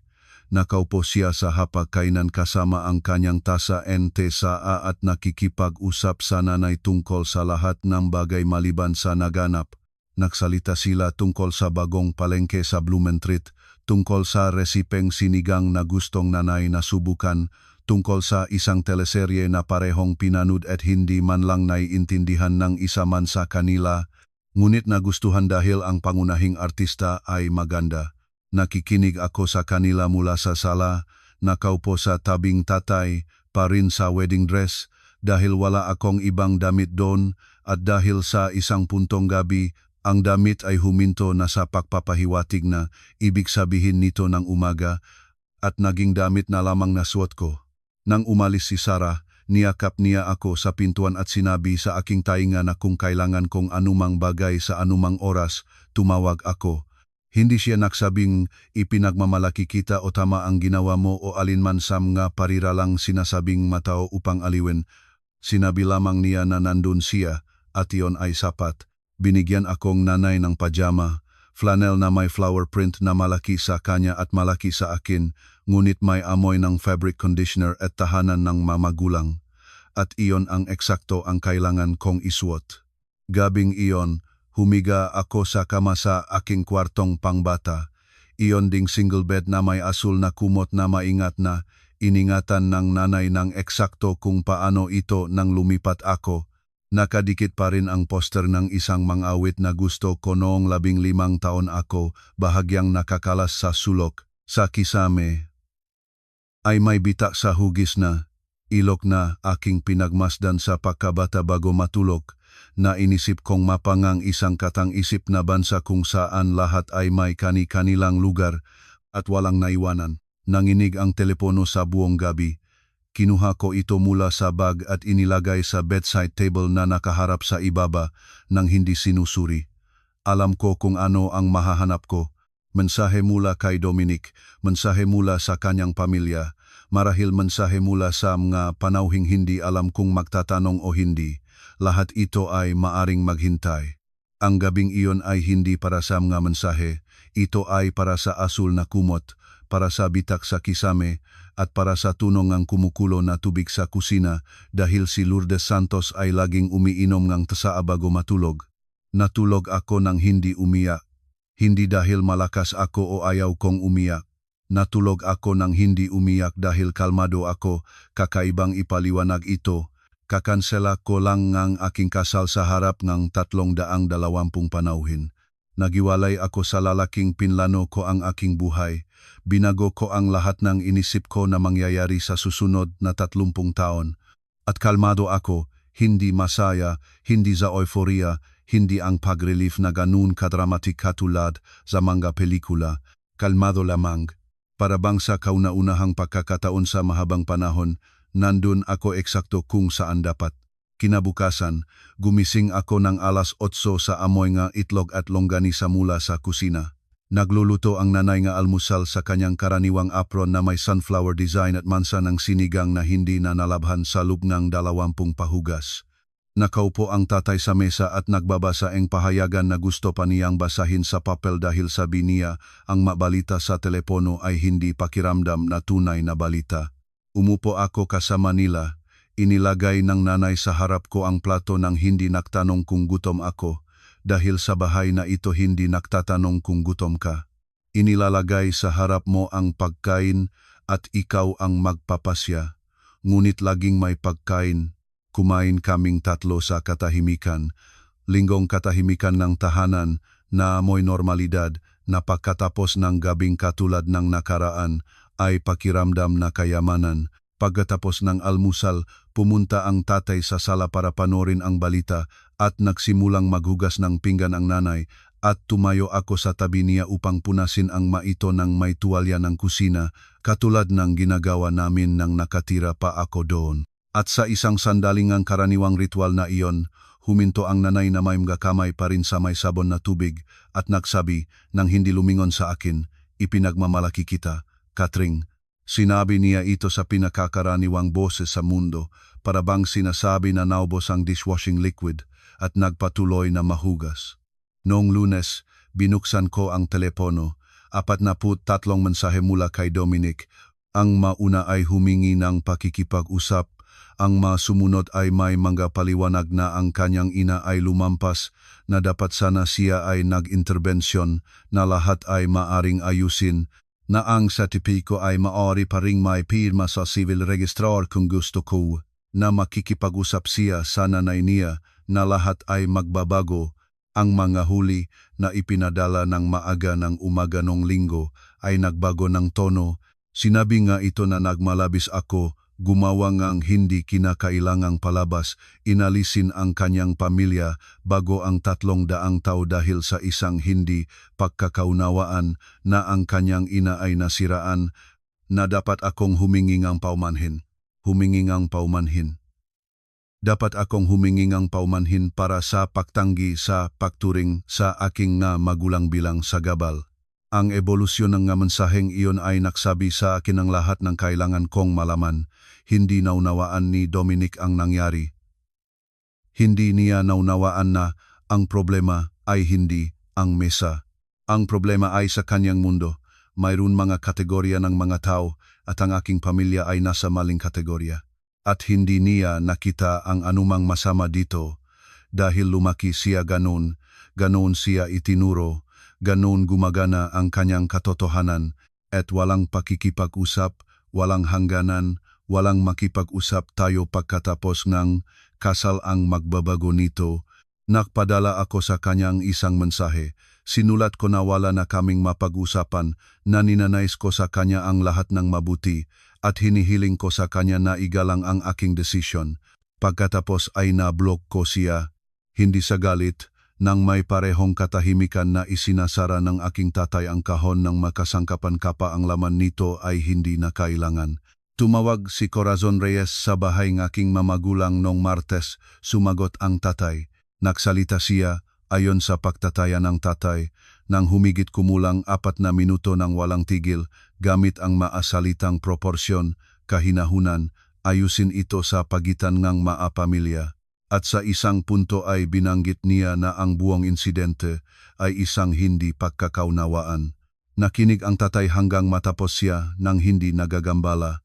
Nang matapos siya, sinabi ng tatay sa kanya sa parehong tinig na ginagamit niya sa mga pasahero habang sinasabi sa kanila ang bayad. Corazon, mayroon abogado ang aking anak. Kung kailangan ninyong talakayin ang anumang opisyal na bagay, ibibigay ko sa inyo ang kanyang numero. Magandang araw. At ibinaba ang telepono. Ano man ni Dadla, kinumpirma ni Sarah ang alam ko na walang legal na issue, walang nakapirmang sertipiko, walang simbahang seremonya, walang kasal, walang joint property, isang handaan lamang na hindi natuloy, at isang apat na patong na cake na, ayon sa natutunan ko ilang linggo pagkatapos mula sa isang katrabaho, ay ibinigay sa mga staff ng bulwagan ng gabing iyon. Nagustuhan ko ang ideya na mga waiter at cook na kumain ng cake sa kusina. Ang cake na inorder ni Corazon Reyes upang mapahanga ang mga kasosyo ay natapos sa mga plastik na plato sa mesa ng mga manggagawa. May tula doon na hindi nangangailangan ng paliwanag. Ang hindi ko inaasahan ay ang makahihinatnan na dumating ng walang aking pakikilahok. 320 tao ang nakakita ng nyari. 320 tao ang lumabas sa bulwagan ng gabing iyon. At bawat isa ay umuwi at nagsabing ang isang bagay sa iba. Ganun gumagana ang makwento sa isang lungsod katulad ng Maynila. Hindi ito nino-publish, ibinubulong, ipinipasa mula sa bibig patungong bibig, tulad ng maresipe, chismis, at address ng magagandang kainan. 2 linggo pagkatapos ang kasal, ang kaibigan ng aking tita Veronica na nakatira sa Mandaluyong ay sumulat sa akin na narinig niya ang kwento sa isang tanghalian at nagpapadala ng kanyang yakap. 1 buwan pagkatapos, isang kakilala sa trabaho ay nagsabi na sa isang kaganapan sa real estate. May nagbanggit ng apelidong Reyes at ang usapan ay napunta sa kasalang iyon. Hindi ko alam ang mga detalye at hindi ko ito hinahanap. Ngunit nalaman ko na si Corazon Reyes ay umalis sa board ng isang foundation na kanyang kinabibilangan. Ang bersyong nakarating sa akin sa pamamagitan ng ikatlong partido ay ganito. Sa isang pulong ng board, 3 linggo pagkatapos ng kasal, isang miyembro ay naktaas ng tanong tungkol sa kahalagahan ng mga kinatawan ng foundation na kumilos ng naayon sa kanilang pampublikong at personal na mga pagpapahalaga. Walang pangalan ang binanggit, walang kasal na tinukoy. Ngunit nagpadala si Corazon Reyes ng kanyang resignasyon kinabukasan na binanggit ang personal na kalagayan. Wala akong ginawang magatawag, walang na-post sa social media, wala akong kwentong ibinigay sa kahit sinong reporter, wala akong kailangang gawin.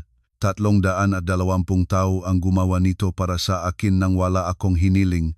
4 na buwan pagkatapos, nakatanggap ako ng sulat sa aking apartment sa Mandaluyong. Ang sobre ay gawa sa makapal na cream na papel, katulad ng uri na ginagamit ng mga Reyes para sa kanilang maimbitasyon at Christmas card. Walang return address, ngunit nakilala ko ang gikalidade ni V. Papel. Mula ito sa tatay ni Dominic na si Bernardo Reyes, isang sulat na may 4 na talata, sulat kamay na may asul na tinta. Ang sulat kamay ng isang matatandang lalaking naniniwala pa rin na ang mahahalagang bagay ay sinasabi sa papel at hindi sa screen. Isinulat niya na alam niya ang ginawang kanyang asawa at anak. Na naroroon siya sa gabi na iyon sa mesa numero 1 at wala siyang sinabi at ito ay nagpapabigat sa kanya. Na nakita niya ang aking tatay ng isang beses sa Christmas dinner noong nakaraang taon at parang napakabuting tao ang tatay at nagsisisi siya na hindi niya ito sinabi sa kanya sa sandaling iyon. Sa huling talata ay sinabi niya na hindi niya inaasahan ang sagot o kapatawaran. Gusto lamang niyang malaman ko na hindi lahat ng pamilya ay isang pag-iisip at nagdadala siyang kanyang bahagingang sala sa pananatiling tahimik nang dapat siyang nagsalita. Tintiklop ko ang sulat, inilagay pabalik sa sobre at inimbak sa drawer ng bedside table sa ilalim ng lumang notebook sa kolehiyo. Hindi ako sumagot sa kanya. Hindi dahil nagagalit ako sa kanya, kundi dahil pinakamasakit na natutuhan ko na ang pagsagot sa kung ano ang gusto mong ibig sabihin ng mga bagay sa halip na kung ano talaga ang ibig sabihin nila ay isang landas na hindi na ako handang tahakin. Kung si Bernardo Reyes ay tapat, ipapakita ng panahon, at kung hindi, ipapakita rin ng panahon. Lagi sinasabi ngang oras ang katotohanan, kailangan mo lamang ng pasensya na pakinggan ito. 1 taon at 2 buwan na ang lumipas mula ng 17 Oktubre. 1 taon at 2 buwan na hindi katulad ng inisip ko sa aking 37 taon at gayon pa man ay higit na katulad ng dapat magmukhang buhay ko mula sa simula. Nagtatrabaho pa rin ako sa auditing firm sa Makati. Itinaguyod ako bilang head ng audit department 6 na buwan pagkatapos ng kasalang hindi nangyari. Tinawag akong aking boss na si Sir Emmanuel, isang 64 na taong lalaking kaunti ang salita at maraming sinusuri, sa kanyang opisina noong isang Miyerkules ng umaga at sinabi niya na 3 taon siyang nagmasid sa aking trabaho at ako ang pinaka-metodiko at mapagkakatiwalang tao na naktrabaho sa firm na ito. Nag-alok siya sa akin ng posisyon, binanggit ang bagong sahod at tinanong kung sang-ayon. Sinabi kong Nakipagkamay siya sa akin at nagsabi, "Congrats, CPA." Naalala ko ang tatay, aking CPA. Parehong salita, parehong tonong paggalang, na sinabing 2 ganap na makaibang lalaki na may iisang karaniwang bagay. Pinalulusok nila ang pagsisikap kapag nakita nila ito. Ang pagtaas ng sahod ay nagbigay daan sa akin na gawin ang matagal ko nang gustong gawin. Bawat buwan, nagpadala ako sa nanay ng isang tiyak na halaga, kaunti lamang ito. Wala akong matitira para sa malalaking bagay. Ngunit sapat ito upang magtrabaho siya ng 4 na araw sa 1 linggo sa halip na 7 araw. Una, ayaw ng nanay na tanggapin ito. Sinabi niya na hindi niya kailangan na sinusuportahan ng sinuman at ang kanyang nga kakanin ay maganda ang benta. Sinabi ko na hindi ito para suportahan siya, kundi para magpahinga siya tuwing Miyerkules at Linggo. Tumingin siya sa akin ng may hinala sa loob ng 10 segundo. Sinusuri kung nagsasabi ako ng totoo may emosyonal na bitak sa alok. Pagkatapos ay nagsabi, "Sige, ngunit tuwing Linggo ay gagawa akong puto at kutsinta para sa iyo at hindi ko kukuhanin kahit 1 sentimo. Kaya napakasunduan namin."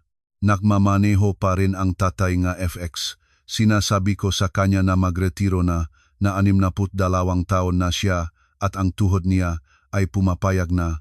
Sinasabi niya na sa araw na hindi na niya may kiling ang manibela, aalis siya. Ngunit habang kaya niya, walang lakas na makakaalis sa kanya sa FX na iyon na may 300,000 kilometro na ang mileage at tumutunog na parang blender tuwing lilipat mula second patungong third gear. Pinalitan niya ang larawan ni Santo Niño sa dashboard 2 buwan na ang nakaraan, naglagay ng mas malaki na regalo ng nanay sa kanya sa kanyang kaarawan. Nang tanungin ko kung bakit hindi na bumili ng bagong sasakyan, tumingin siya sa akin na parabang nagsabi ako ngang isang bastos na bagay at sumagot, "Dinala ako ngang sasakyang ito kahit saan." Hindi pinagpapalit ang isang bagay na gumagana dahil matanda na ito. Minsan sa akin ay pakiramdam na hindi nagsasalita ang tatay tungkol sa kotse kapag nagsasalita siya tungkol sa kotse. Nagupa akong bagong apartment. Hindi bago, marami na itong taon, ngunit mas malaki kaysa sa nakaraan. Nasa Mandaluyong pa rin. May 2 kwarto, kusina na may bintana na bumabalik sa panloop na patio, kung saan ang kapitbahay sa ibaba ay nagpapalaki ng halaman sa mga paso, at isang maliit na balkonahe na nakaharap sa kalye, kung saan naglalagay akong upuan sa mga gabi at nakaupo. Pinapanood ang mga dumadaan na may tasa ang kape sa kamay. Nagluluto ako ng kape sa isang drip coffee maker na regalo sa akin ni Sara sa aking paglipat. At sa tuwing inihahanda ko ito, naisip ko na may isang bersyon ng aking buhay na inomin sana ko ang kape sa isang bahay sa Dasmariñas Village na may tingin sa mga puno at ang bersyong iyon ay maganda sa papel. Ngunit may presyo ito na hindi ako handang bayaran. Pumupunta si Sarah sa akin para sa hapunan tuwing Biyernes, nagdadalang alak, nagluluto akong pasta. Nakaupo kami sa sala na may mga plato sa tuhod dahil ang hapagkainan ay laging puno nga papel mula sa opisina at wala sa amin ang gustong linisin ang maito. Nagsasalita kami tungkol sa trabaho, tungkol sa kanyang nga kaso sa sentro ngang tulong, tungkol sa aking ma-audit, tungkol sa isang teleserye na pinapanood namin, tungkol sa buhay. Minsan matagal kaming nanahimik, tinitignan ang telebisyon nang hindi ito tunay na nakikita at normal ito. Ang pagkakaibigan na nagtatagal ng katahimikan ay ang tanging halaga. Tuwing Miyerkules, kumakain ako sa bahayng magulang, hindi ito nagbago, hindi ito magbabago. Dumadating ako ng alas 7, minsan alas 7:30 kung ang trapiko sa EDSA ay hindi matiis. May luto na lagi ang nanay. Sinigang, tinolang manok, pinakbet, kahit ano ang pumasok sa kanyang isipan ng umaga sa palengke.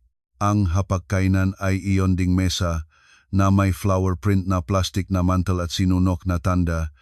Hindi makatugma ang maupuan, isa sa kahoy na dinala ng tatay mula sa isang carpentry shop na itatapon ng kliyente, isa na bakal mula sa kusina ng lola, at isa na berdeng plastik na walang nakakaalaala kung saan galing ngunit naroroon na mula ng maalala ko. Umupo ang tatay sa ulong mesa, ang nanay sa kanan niya, ako sa kaliwa, iyon ding malugar, katulad ng lagi. Walang card na may pangalan, walang nakalagay na tanda, walang seating plan na aprobado ngang sinuman.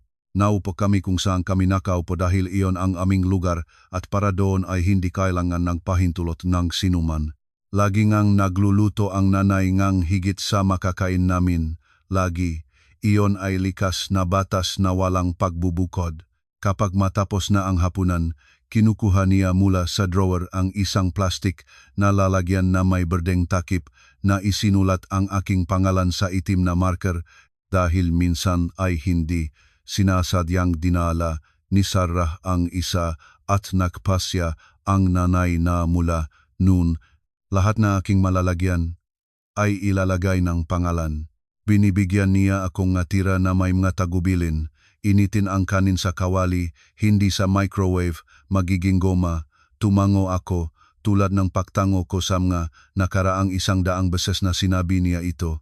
Sinasamahan ako ngang tatay hanggang sa kotse pagkatapos ng hapunan. Bumababa siya kasama ko hanggang sa pintong ang gusali at nakatayo sa bangketa habang hindi pa na-start ang aking kotse at hindi pa nakaliha sa kanto. Nakikita ko siya sa rearview mirror. Bawat Miyerkules nakatayo nang may mga kamay sa bulsa, maikling gupit, matuwid na likod. Nailuminan ng liwanag ng bombilya sa itaas ng pasukan na siya mismo ang naglagay ng 20 taon na ang nakakaraan at gumagana pa rin dahil si Armando Santos ay hindi naglalagay ng anumang bagay na hindi magtatagal. Nakatayo siya doon habang hindi pa ako mawala sa paningin bawat Miyerkules ng walang pagbubukod. Iyon ang kanyang paraan ng pagsasabi sa akin ng isang bagay na hindi niya sinasabi sa mga salita. At ang paraan kong pagtanggap nito ay tinitingnan siya sa salamin habang hindi pa siya mawala. Sa loob ng taon at 2 buwang ito, hindi ako nakipagdate sa sinuman. Hindi ito isang pangako, isang panata, o isang epikong desisyon.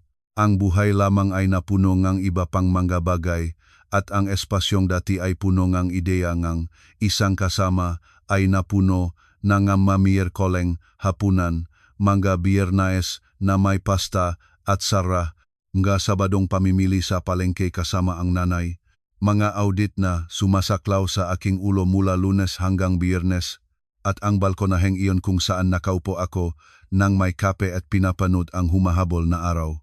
Hindi ko ibinukod ang posibilidad na sa isang punto ay may makikilala ako. Ngunit kung may makikilala, kailangan nilang maunawaan mula pa sa simula ang isang bagay. Ang aking mga magulang ay nakaupo sa mesa numero 1, hindi sa ikalawa, hindi sa ikasiyam, hindi sa ikalabing-4, at hindi sa ikalabing-8, sa una.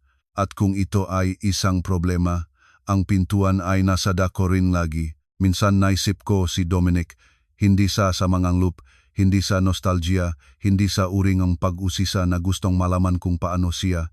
Naisip ko siya tulad ng pag-isip sa isang daan na hindi mo tinahak, sa detatsadong pag-usisa at walang pagnanasang bumalik upang makita kung saan ito humantong. Nalaman ko mula sa isang kasamahan na hindi pa rin siya kasal at lumipat sa Cebu upang pamahalaan ang isang branch ng family property company. Hindi ko alam kung masaya siya. Umaasa akong masaya. Niyon ding pangkalahatang pag-asa na nagnanais ng mabuti para sa matao nang hindi nangangailangan ng kumpirmasyon. Mas bihirang naisip ko si Corazon Reyes kaysa sa inaasahan ko. Sa simula, madalas ko siyang naisip, binubuo ang bawat kilos, bawat parirala, bawat katahimikan sa loob ng 2 taon at kalahati, naghahanap ng tanda na dapat ko sana ay napansin ng mas maaga. Pagkatapos ay huminto akong maganap dahil naunawaan ko na nakita ko ang lahat ng mga ito. Nakita ko ang lahat ng tanda mula pa sa unang hapunan, mula sa paraan ng kanyang pagsasabing kamangha-mangha nang malaman niya kung saan ako nag-aral. Mula sa paraan kanyang pagtingin sa sapatos ng nanay, mula sa pagkakataon na tinanong niya kung nakapunta na ba ang aking mga magulang sa ibang bansa at nang sabihin kong hindi, ay nagsabi siyang, na may napakatahinang habag na halos wala. Ngunit napansin ko, dahil ang mga batang lumaki sa tondo ay natututo ng maaga kaysa sa lahat pa na makilala ang ganitong tono. Nakita ko ang lahat ng mga ito, ngunit ginawa ko ang ginagawa ng maraming tao. Nagpasya na kapag binigyan ng oras, mawawala ang mga ito, hindi nawala. Naipon lamang ang mga ito hanggang sa sumabog sa isang sitting plan noong isang Sabadong Oktubre. Ang hindi naunawaan ni Corazon Reyes, ang hindi naunawaan ni Dominic, ang hindi naintindihan ng maraming taong nahahati nga buhay sa mga kategorya ngang itaas at ibaba ay ito.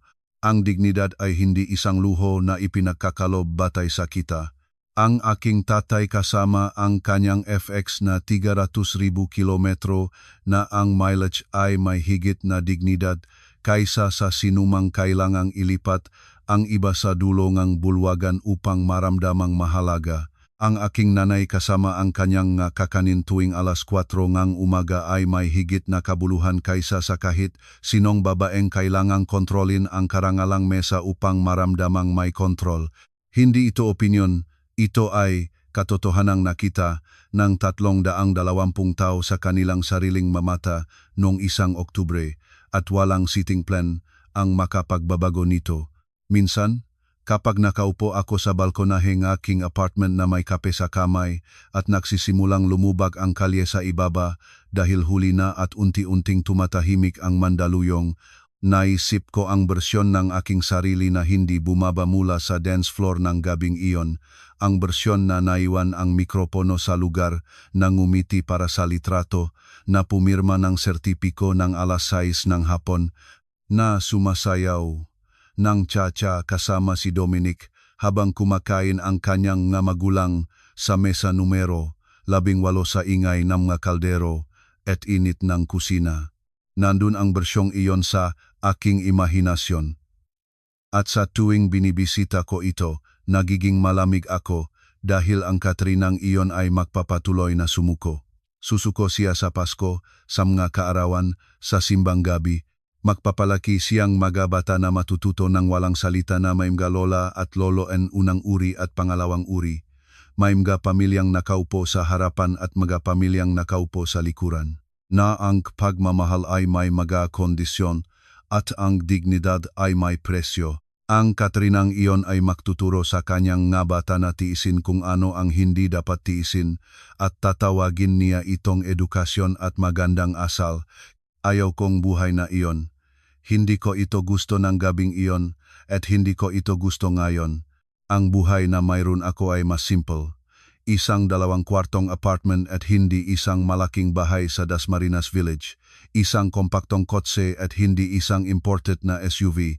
Basta tuwing Biyernes sa halip ng mga hapunan sa Begeche. Isang lalagyan na nakasulat ang aking pangalan sa marker sa halip ng linen napkins. Ngunit bawat sulok, bawat sentimo, bawat desisyon ay sa akin. At kapag pumunta ako tuwing Miyerkules sa mga magulang at nakaupo sa upuan sa kaliwa at inilalagay ng nanay ang plato sa harap ko nang hindi naktanong at tinanong ng tatay kung paano ang aking linggo at gustong malaman ng nanay kung nakapatay ba ang plansa at tinatanong ng tatay kung narinig ko pa ang kakaibang tunog sa kotse na ipinagreklamo ko noong nakaraang linggo. Naramdaman ko ang isang bagay na hindi ko naramdaman kahit isang beses sa loob ng 2 taon at kalahati na pakikipag-ugnayan kay Dominic Reyes. Naramdaman ko na ako ay buo. Hindi dahil sa isang lalaki, hindi dahil sa isang kasal, hindi dahil sa isang apelido. Mag-isa, nakaupo sa aking lugar, sa aking mesa, kasama ang aking matao. Ibinabahagi ko ang kwentong ito hindi upang sabihin sa lahat na gawin ang ginawa ko. Ang bawat isa ay may sariling oras, sariling dahilan, sariling kalagayan. May mga taong maaring manatili at lumaban mula sa loop, at iyon ay karapat-dapat din. May mga taong kailangan ng mas maraming panahon upang mapagtanto, at iyon ay hindi kahinaan, iyon ay proseso.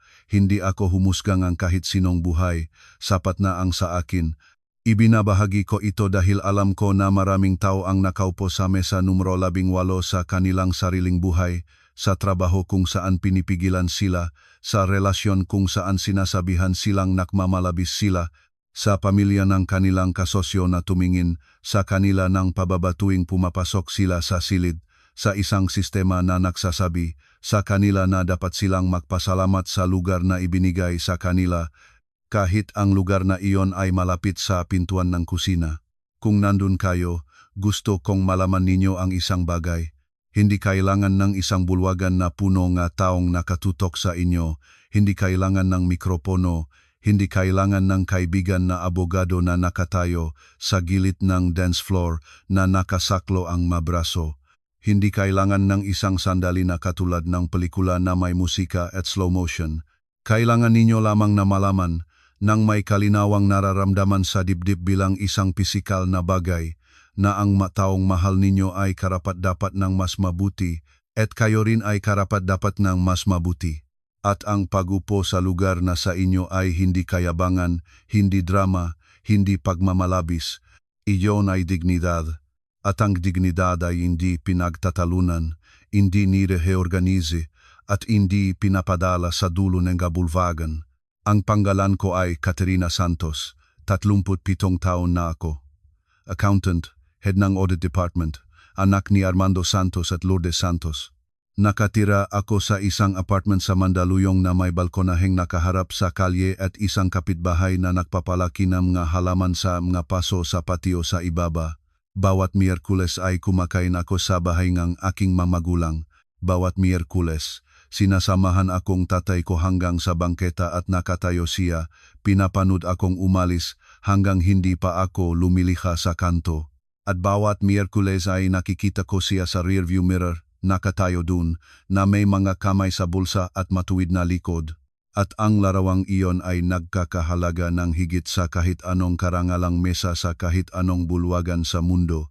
Hindi ko na kailanman pinahintulutan ang sinuman na sabihin sa akin kung saan ako upong. At ngayon, kung ang kwentong ito ay nakabot sa inyong puso, mag-like, mag-subscribe, at iwan ang komento kung saang bahagi ng mundo kayo nakikinig. At kung gusto ninyong marinig ang mga ganitong kwento bago ang iba, maging sponsor ng channel. Hanggang sa susunod na kwento.